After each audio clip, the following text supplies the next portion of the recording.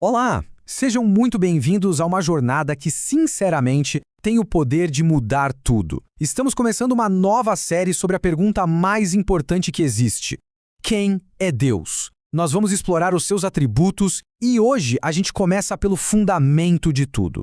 Sabe, tem uma frase que diz que aquilo que vem à nossa mente quando pensamos em Deus é a coisa mais importante a nosso respeito. E é por aí que a gente vai. Então vamos direto ao ponto. Quem é Deus? Parece uma pergunta simples, né? Mas a resposta a ela muda absolutamente tudo. Muita gente diz que crê em Deus, mas quando a vida aperta, quando as coisas ficam difíceis, será que o Deus em quem se confia não é na verdade um Deus pequeno, instável, ou quem sabe um Deus parecido demais com os nossos próprios desejos? E aqui está o centro da questão. A maior batalha da nossa fé muitas vezes não acontece do lado de fora, acontece aqui dentro. É uma batalha constante entre o Deus vivo, o Deus da Bíblia, e um Deus que a gente imagina, um ídolo que a nossa mente fabrica, seja para aprovar o que a gente quer, seja para ser só um resolvedor de problema. Mas por que essa diferença é tão vital? Porque, como a gente vai ver agora, a Bíblia não trata o conhecimento de Deus como um luxo, como um detalhe teológico para especialistas. Não, para a Bíblia, conhecer a Deus é a própria definição de vida.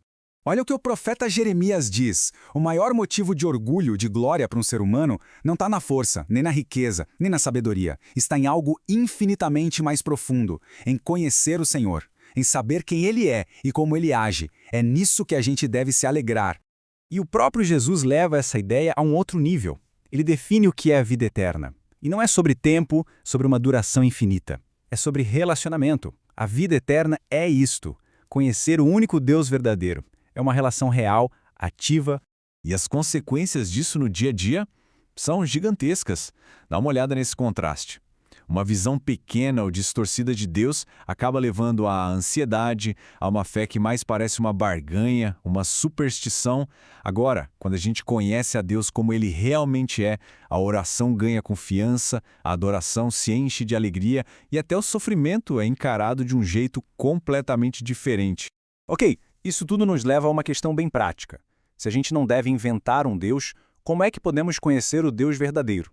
E aqui vem a melhor notícia do cristianismo. Nós não precisamos adivinhar. Deus não está em silêncio. Ele falou, Ele se revelou. A nossa tarefa não é inventar, é ouvir.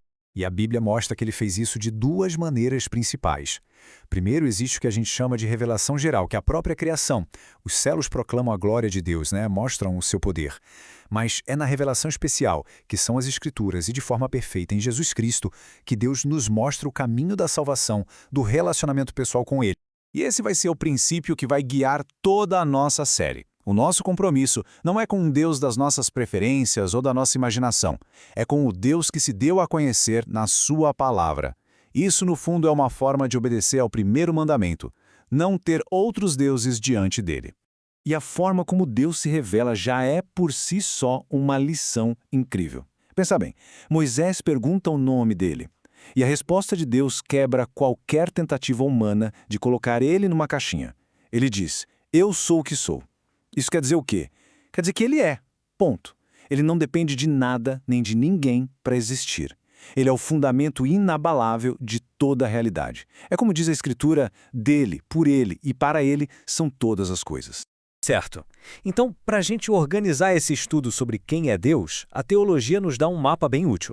A gente vai começar a falar sobre os seus atributos, que são as perfeições do seu caráter, reveladas para nós.